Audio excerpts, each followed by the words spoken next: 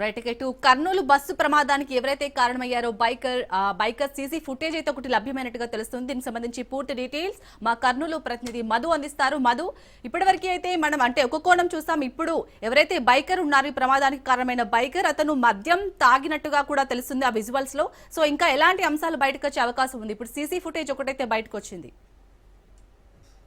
Yes Shalini, ఏదైతే Kurnool bus fire accident ఉందో ఆ యాక్సిడెంట్ లో విస్తుపోయే నిజాలు ఒకటొకటిగా బయటపడతా ఉన్నాయి. ఇప్పటికే ఆ బైక్ తోలిన వ్యక్తి పూర్తి మద్యం మత్తులో ఒక పెట్రోల్ బంక్ లో కనిపించిన సీసీ ఫుటేజ్ మనకు లభ్యమైంది. అయితే ఆ ప్రమాద స్థలానికి పెట్రోల్ బంక్ 2 కిలోమీటర్లు మాత్రమే ఉంది. అయితే అప్పటికే పూర్తిగా మద్యం సేవించి అటుగా తన వెనక బైక్ లో వెనక ఇంకొక వ్యక్తి కూడా ఉండడం మనము సీసీ ఫుటేజ్ లో కూడా చూస్తా ఉన్నాము. ర్యాష్ డ్రైవింగ్ తోనే బస్సుకు ప్రమాదం జరిగినట్లు కూడా తెలుస్తుంది. అయితే ట్రావెల్స్ బస్సు కింద బస్సు డ్రైవరు ఈ బైక్ ను తగిలిందా లేకపోతే ఈ మధ్య మధ్యలో ఉన్న ఈ యువకులే తగిలించారా అనేది కూడా పూర్తిగా వివరాలు తెలియాల్సి ఉంది. మొత్తానికి ప్రాథమిక అంచనా ప్రకారం ఏదైతే ఈ కర్నూలు నుంచి డోన్కు వెళ్లే హైవే రోడ్ లో ఒక పెట్రోల్ బంక్ లో పెట్రోల్ పట్టించుకున్నారు. అక్కడ నుంచి ఉల్లిందకొండ దాటిన తర్వాతనే ఈ ప్రమాదం జరిగింది. ఆ ప్రమాద స్థలిలో కూడా మనకు క్లియర్ గా కనిపిస్తా ఉంది. ఏదైతే బస్సు ఢీ కొనడంతోనే ఆ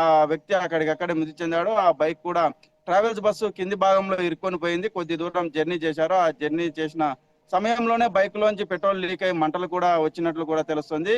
ఈ ట్రావెల్స్ బస్సులో కూడా తన లగేజీ క్యాబిన్ లో కూడా పూర్తిగా సెల్ ఫోన్లు అధికంగా వీళ్ళు ట్రావెల్ చేయడంతో సెల్ ఫోన్లు కూడా లగేజీ బ్యాగులో ఉంచడం కూడా జరిగింది. ఆ బ్యాటరీలు ఒక్కసారిగా పూర్తిగా బ్లాస్ట్ అయిన పరిస్థితి ఉంది. నిద్ర మత్తులో ఉండడంతో ఆ బ్లాస్టింగ్ ఒక్కసారిగా జరగడంతో పూర్తిగా 19 మంది కాలి సజీవ దహనం కూడా కావడం కూడా జరిగింది. దీంతో అటు బైక్ పై వచ్చిన వ్యక్తి ఇటు డ్రైవర్ కూడా అప్రమత్తం చేయలేకపోవడం పూర్తిగా 19 మంది కాలి బూడిదైన పరిస్థితి నెలకొంది. శాలిని, శివశంకర్ తో పాటు మరో యువకుడు కూడా ఉన్నట్టుగా తెలుస్తుంది. ఆ యువకుడికి సంబంధించిన సమాచారం ఏమైనా తెలిసిందా? పోలీసులు ఏమంటున్నారు ఈ ఘటనపై? శాలిని, పోలీసులకు చెప్తున్న ప్రకారము ఏదైతే శివశంకర్ కర్నూలుకు చెందిన ప్రజానగర్ కు చెందిన శివశంకర్ అయితే నిన్నటి దినం అతనికి పెళ్లి చూపులు ఉన్నాయి. ఆ పెళ్లి చూపులో పాల్గొనడానికి మార్నింగ్ అతన్ని చూడడానికి అమ్మాయి తరపు వాళ్ళు వస్తున్నారు. ఆ సందర్భంలోనే వెనక కూర్చోబెట్టుకునే వ్యక్తిని వేరే చోట డ్రాప్ చేయడానికి వెళ్తున్నాడు అని చెప్పేసి ప్రాథమికంగా నిర్ధారించుకున్నారు. అయితే పూర్తిగా సమాచారం అయితే లేదు. ఆ వ్యక్తిని అక్కడ డ్రాప్ చేసే క్రమంలో ఇతను అక్కడికి వెళ్ళాడా లేకపోతే మరే అవసరం కోసం వెళ్ళాడా అనేది కూడా తెలియాల్సి ఉంది. అర్ధరాత్రి అయితే 2:30 ప్రాంతంలో పెట్రోల్ బంక్ లో పెట్రోల్ కూడా పోపించుకోవడం కూడా పెట్రోల్ కూడా పోయలేదు ఆ పెట్రోల్ బంక్ వాళ్ళు.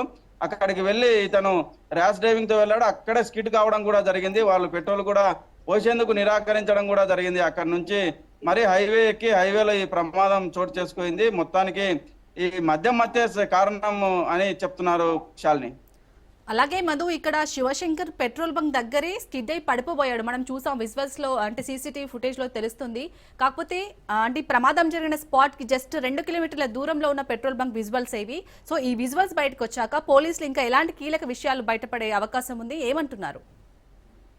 ఎస్ శాలిని, ఏదైతే ప్రమాదం జరిగిందో అటు రాష్ట్ర ప్రభుత్వం పూర్తిగా అప్రమత్తమైంది.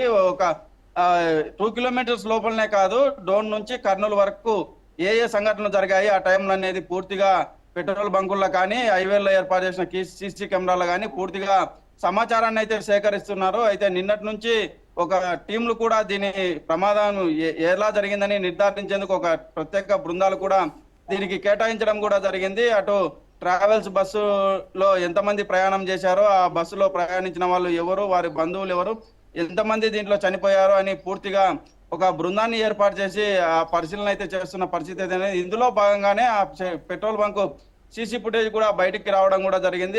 ఇతను ఎక్కడి నుంచి స్టార్ట్ అయ్యాడు బైకరు, అదే విధంగా శివశంకర్ ఇంటి దగ్గర నుంచి స్టార్ట్ అయ్యాడు, ఎక్కడి నుంచి ఎక్కడి వరకు వచ్చారు, ఆ మార్గంలో ఎక్కడ సీసీ నిఘా కెమెరాలు ఉన్నాయి, వాటిని క్షుణ్ణంగా పరిశీలిస్తున్న పరిస్థితి అయితే నెలకొంది.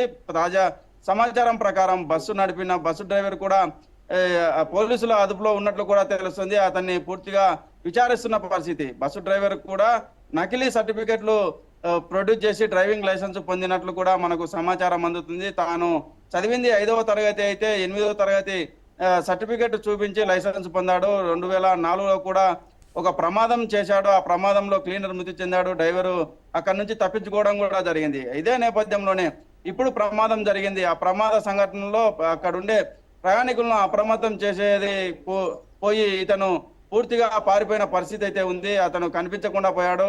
2 రోజుల తర్వాత పోలీసులు అతని పట్టుకున్నట్లు కూడా తెలుస్తుంది. అయితే ఈ డ్రైవరు ఏ విషయాలు చెప్తాడు, అక్కడ జరిగిన సంఘటన ఎలా జరిగింది అనేది కూడా మనకు తెలియాల్సి ఉంది సార్. మధు, అలాగే మృతదేహాలు ఏవైతే ఉన్నాయో అంటే వారి వారి కుటుంబ సభ్యులకు అప్పగించారా? ఫోరెన్సిక్ నిపుణులు ఏమంటున్నారు?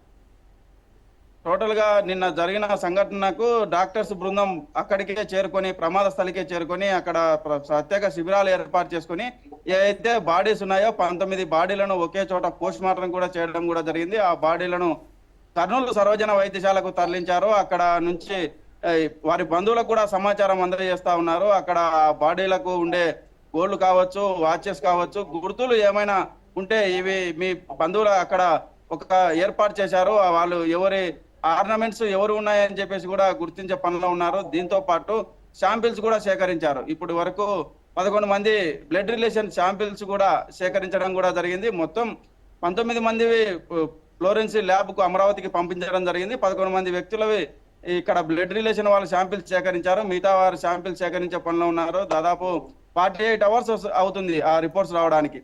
ఆ రిపోర్ట్స్ వచ్చిన తర్వాత బాడీస్ అప్పచెప్తామని చెప్పేసి అధికారులు చెప్తున్నారు. పూర్తిగా ఆ ఎవరైతే కుటుంబ సభ్యులు ఉన్నారో ఆ బాడీలను అప్పచెప్పేందుకు యంత్రాంగం మొత్తం ప్రయత్నం చేస్తుంది శాలిని. అలాగే మధు, హాస్పిటల్లో ఎవరైతే చికిత్స పొందుతున్నారో వారి పరిస్థితి ఏ విధంగా ఉంది? వారి కుటుంబ సభ్యులు ఏమంటున్నారు? చికిత్స పొందుతున్న వారు వారికి మెరుగైన వైద్య సహాయాలు అందజేయాలని ప్రభుత్వం ఇప్పటికే చెప్పిన పరిస్థితి అయితే ఉంది. అయితే అక్కడ ప్రత్యేకంగా రెవెన్యూ పోలీస్ అధికారులు ఉండి వారికి వైద్య చికిత్సలు అందించాలని డాక్టర్లు సూచిస్తున్నారు. పెద్దగా గాయాలైన పరిస్థితి అయితే లేదు. వారు కొద్ది వరకు కోలుకుంటున్న పరిస్థితి కూడా ఉంది. కొంతమంది వచ్చిన పరిస్థితి అయితే ఉంది. మొత్తానికి తప్పించుకున్న వారిలో పెద్దగా ఒకరి కాలిరిగాయి, ఒకరి తలకు దెబ్బ తగిలింది, మరొకరికి గ్లాస్ బ్రేక్ చేసేటప్పుడు చేతులకు గాయాలైన పరిస్థితి అయితే ఉంది. వారు సురక్షితంగానే ఉన్నారు.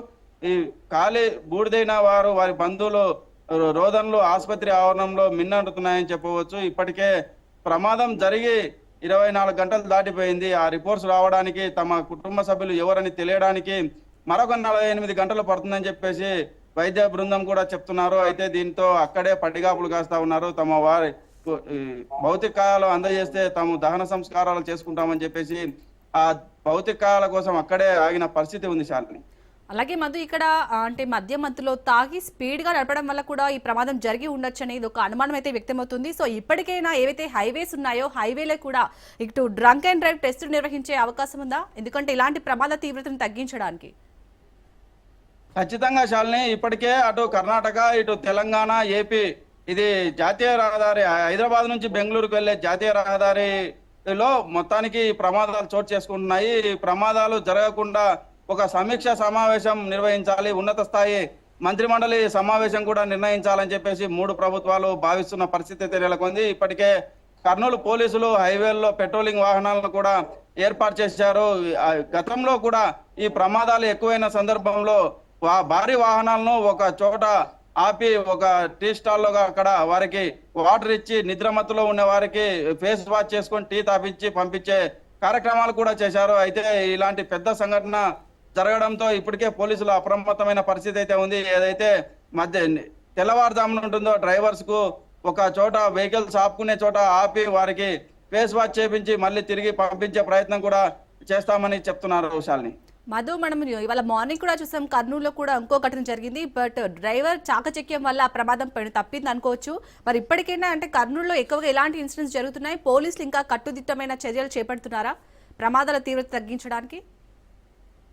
ఖచ్చితంగా ప్రభుత్వం చర్యలు తీసుకోవాలని చెప్పేసి పెద్ద ఎత్తున డిమాండ్స్ కూడా వ్యక్తమవుతున్న పరిస్థితి అయితే ఉంది. ఇలాంటి ప్రమాదాలు జరిగినప్పుడు కాకుండా ప్రమాదాలు జరగకుండా వారికి నిబంధనలను స్ట్రిక్ట్ గా అమలు చేయాలని కూడా చెప్తా ఉన్నారు. ఏదైతే బస్సు ట్రావెల్స్ ప్రయాణం చేస్తా ఉన్నారో ఆ ప్రైవేట్ బస్సులు అధిక వేగంతో వస్తా ఉన్నాయి.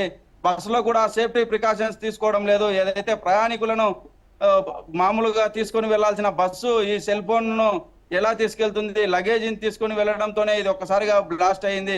ఈ లగేజ్ సెల్ ఫోన్స్ తీసుకొని క్యాబిన్ లో ఉంచడము, ఆ క్యాబిన్ లో ఎవరు తనిఖీలు చేయకపోవడము. అంటే ఇప్పటికే రోడ్డు రవాణా అధికారులు కూడా తనిఖీలు చేస్తా ఉన్నారు, కానీ ఇలాంటివి కూడా పరిశీలించి పేలుడు వస్తువులు ఏవైనా తీసుకుని వెళ్తే భారీగా ఫైన్ వేయాలని కూడా డిమాండ్ చేస్తున్న పరిస్థితి ఉంది శాలిని. అలాగే మధు, ఇప్పటికైనా మరి కర్నూలు కాకుండా అంతటా కూడా ప్రైవేట్ ట్రావెల్స్ పై అధికారులు అంటే చర్యలు తీసుకుంటున్నారా? అంటే ఎంక్వైరీ లాగా చేస్తున్నారా? బస్సు నాణ్యతా ప్రమాణాలు ఉన్నాయా లేవా అని? పెద్ద ప్రమాదం చోటు చేసుకోవడంతో ఇటు 3 రాష్ట్రాల గవర్నమెంట్ కూడా అప్రమత్తమైన పరిస్థితి అయితే ఉంది. ప్రభుత్వ ట్రాన్స్పోర్ట్ అధికారులు ఎక్కడికక్కడ ప్రైవేట్ ట్రావెల్స్ కు నిబంధనలకు విరుద్ధంగా ఉన్న వాటికి భారీగా వాహనాలకు ఫైన్ కూడా వేయడం కూడా జరుగుతుంది. ఇప్పటికే తెలంగాణ ప్రభుత్వం అప్రమత్తమైంది. 6 బృందాలుగా ఈ నేషనల్ హైవే పైన అతిక్రమణలు చేసి నడిపే వాహనాలకు భారీగా జరిమానా విధిస్తా ఉంది. ఇటు ఏపీ ప్రభుత్వం కూడా ఏదైతే ట్రావెల్స్ ఉన్నాయో ఆ ట్రావెల్స్ నిబంధనలకు విరుద్ధంగా ఉంటే వాటిని సీజ్ చేయడం కూడా జరుగుతుంది Shalini. Right, thank you Madhu.